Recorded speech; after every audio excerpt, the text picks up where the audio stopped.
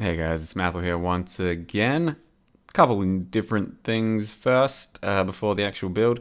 So this is my Gauntlet attempt on the Inquisitor. It ended in tears, as it was always going to. Basically got to level 90, which is all I really wanted to do.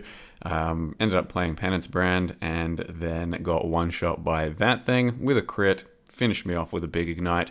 That's just how things go. And then this is the build I wanted to show you that I made before Gauntlet and played just a little bit after. Didn't yet get around to doing that, and that is Cremation Hierophant. Before I say that, I am going to be playing Diablo 4 expansion. I want to see what the story is and if it's going to be good or bad. I'm assuming it's going to be pretty bad, but I want that, bit more of that conclusion. And yeah, I'll try out probably the new class and give you the bit of a review of what's happening in Diablo, probably in the next video, something like that. We'll see what's up. Hopefully good things. If, having fun, I'll play it for a bit. If not, well, I don't know, we'll reconsider what we're doing from here on out.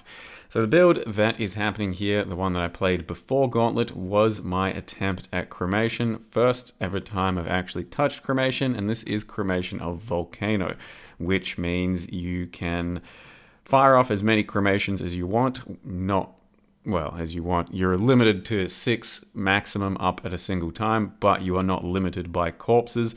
There's no two-step process, there's no prerequisite, it's just a regular spell. And what it ends up being like and feeling like, and kind of my biggest criticism of the playstyle, is it feels very much like a totem build. You press a cremation, aka a totem, you wait half a second or so, and then the cremation balls that are firing out will hit the enemies and start killing them. So it is a bit delayed. It does very much feel like a totem build once you start making that comparison, but it is a powerful skill and it is used in some very powerful builds that farm, especially like simulacrums. And I'd say largely that is because it scales well, but it also does very well against things that don't move as much and larger targets.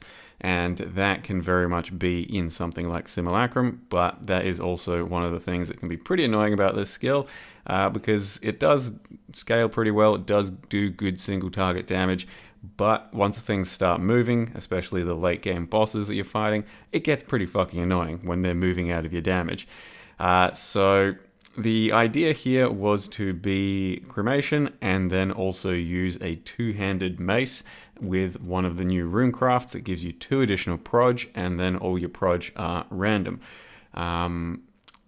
Looking at that thing, it was like, what could we do with that? The main real thing you should probably be doing, and for it to work really well, is just clean Molten Strike. I instead decided to do something a bit fancier. And we've got Cremation because it does not matter where the projectiles are going, they're already random, so there's no downside to that. So instead we just get 2 additional proj, basically for free, or rather at the cost of using a two-handed mace. So crafted Trieli, got Battle Mage from Inquisitor, didn't want to play another Inquisitor immediately again after, since the previous build was an Inquisitor, so we decided to do Hierophant, since basically had to do something that could yoink Battle Mage for this scenario. So it's the first caster Hierophant I've done in a while. It's still pretty good as a caster. You get the min charges for endurance and power. You get good arcane surge scaling, and then we take care of mana entirely through the couple mana nodes, and helps a bit with reservation as well. So the build is also my first attempt at Omni stacking in a good long time. I wanted to do one this league, and this seemed like a good opportunity for it, because you can't attach things like Trinity, I think, to Cremation. So otherwise an Inquisitor does make sense, but if we just take care of all of the penetration stuff with Omni, then here we go, we're still doing good elemental penetration style damage. You can see these are some of the Ubers. I did come across some Ubers, and like I said, it was kind of contingent upon what boss was not moving around that much. So something like a Shaper is not too bad for the most part. Basically just going to stand in place and you can summon some Cremations and do some good damage. Likewise with like Uber Elder, stuff like that. And then I tried like Uber Eater of Worlds, and that was a tough one because he moves around a fucking lot. So I wasn't getting that much damage against him, for example. So it's very contingent on what the bosses are going to be doing as to how much you're going to enjoy your Cremation build, I think, in the long run. So we are an Omni build, we are a two-hand mace build, we also are using Doppelgangers, Maven Chest for the first time ever, which is why you can see I got a pretty low life pool. It's not, as low as it looks because we are somewhat tanky. Lots of less physical damage taken, and good flask uptime for like, I don't know, gets speed and bit of damage and stuff. And of course the permanent endurance charges. I wouldn't say I'm tanky, but I am tanky in the sense that I'm not really dying often, and I've got good recovery thanks to the playstyle that has been enabled through some stuff on the build with like some cast and damage taken, some life gain on hit from Watcher's Eye, and lots of fast hits in succession.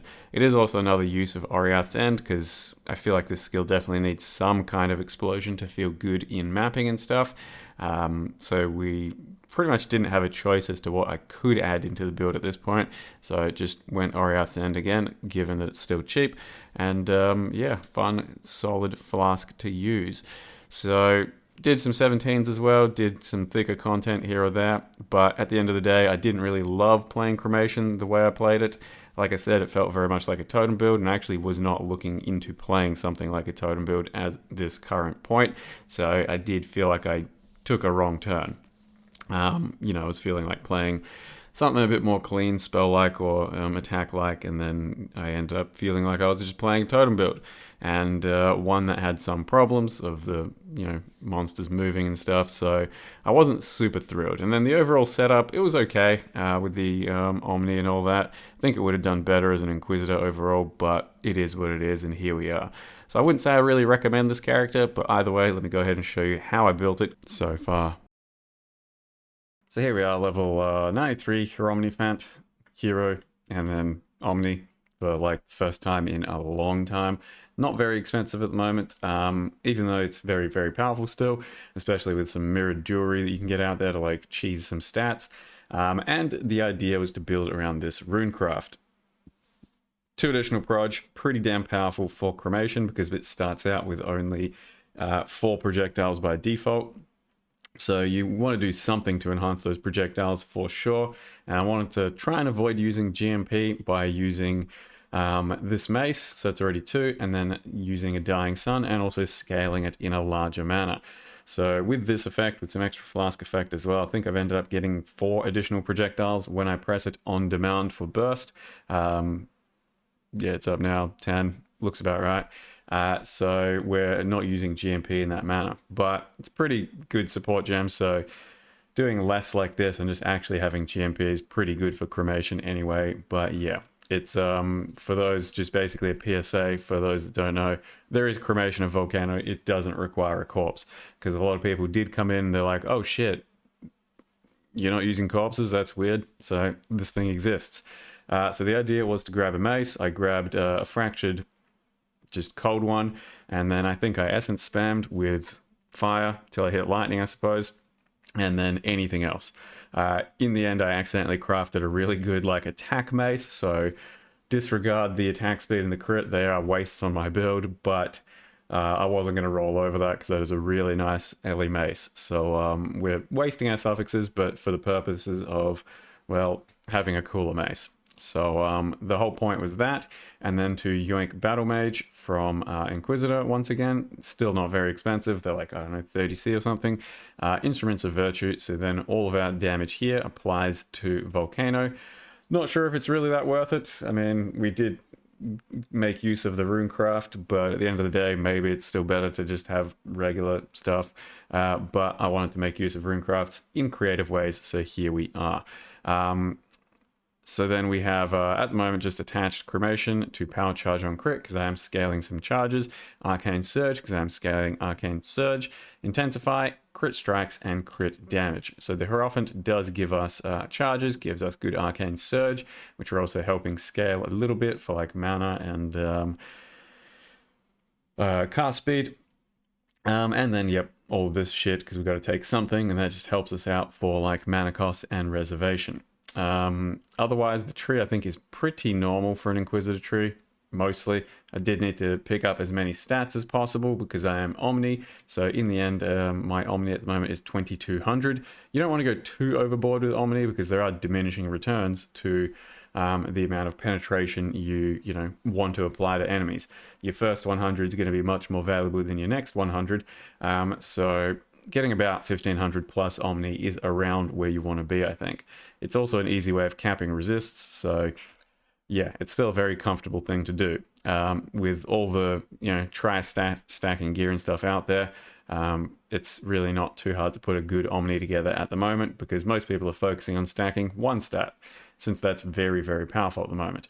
So we are using a Brutal Restraint over here so that we have Trader, so that I've got 4 Flasks, so that I've got these 3 Flasks having really good uptime all of the time.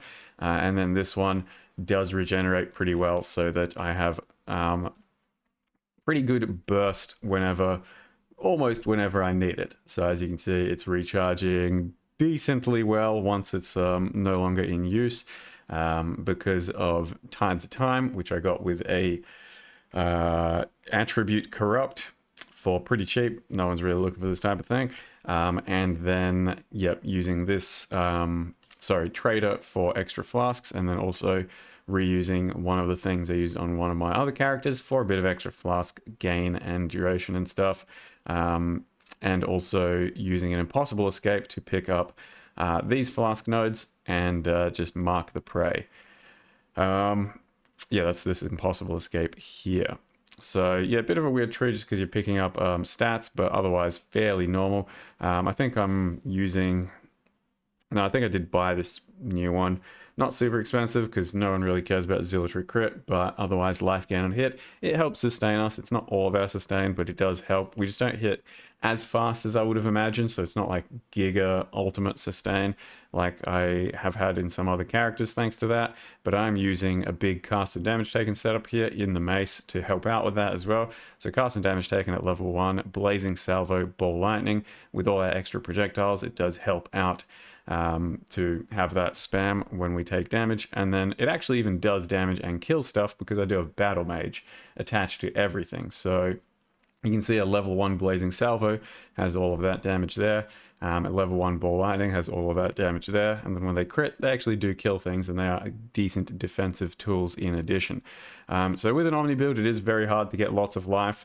You can do like a lot of life from a couple pieces of jewelry. I, in the end, just sat around this amount of life and went with a doppelgangers to try and get 40 less fizz damage taken over time while sane. So you are by definition, by default, sane, and then if you press this thing that you get here, unhinge, you become insane. That's all it does. You just become insane, and then it takes away those sane buffs, and you get destroying corpses and 60% more crit. So if you want, when you're playing this type of a thing, you can just go insane during times when you think you won't get hit as much and cap out your crit. Otherwise, we are running around getting pretty tanky because of the 40 less physical and then also regen when getting hit. It's the first time I've ever used this thing. It's not super expensive to get with no corrupts or anything. But I don't know. I don't know if I still like it that much. I kind of prefer a more normal chest with stats and all that, but it does let you build a certain way. If you build a lot of less physical and chaos damage taken, then you become pretty damn tanky against that stuff, regardless of your life pool. Unfortunately, there's still a lot of elemental damage out there, and I'm not very strong against elemental on this character. It's just endurance charges, so we are kind of squishy against that sort of stuff, but against physical, can take some serious hits. Black Suncrest with a power charge, crafted my own, probably most other stuff with some essences and shit, just looking for stats. And then, yeah, that's kind of the character. Don't think there's really anything else to say. And I was using Lightning Warp, I guess, to travel around some of the time, but for the most part, running did seem to work out well enough because I got perma, or almost perma, both of these types of flasks. So that's Cremation, that's Hierophant, and yeah, it's not a bad setup. I'm not sure it's really that much of a worthwhile setup with this thing. Feels like it's just a Molten Strike mace through and through. But yeah, we gave it a shot to be hipsters once again. So with that, I am now going to be playing Diablo 4 for a little bit. I do still have another build I'm going to be posting though, that I just then almost finished playing. So there's still at least one build that we're going to put up for the current Settlers League. We'll see what happens with Diablo 4. I'm not really like super excited, but I hope it ends up being quite fun for what it is. And then after that, whenever that runs out, maybe we're back to PoE, maybe some other things happen. But I still have builds I want to get around to in PoE at the moment, but you know, it is getting pretty long into the league. So we'll see what happens. With that though, thank you very much for watching. See you guys next time.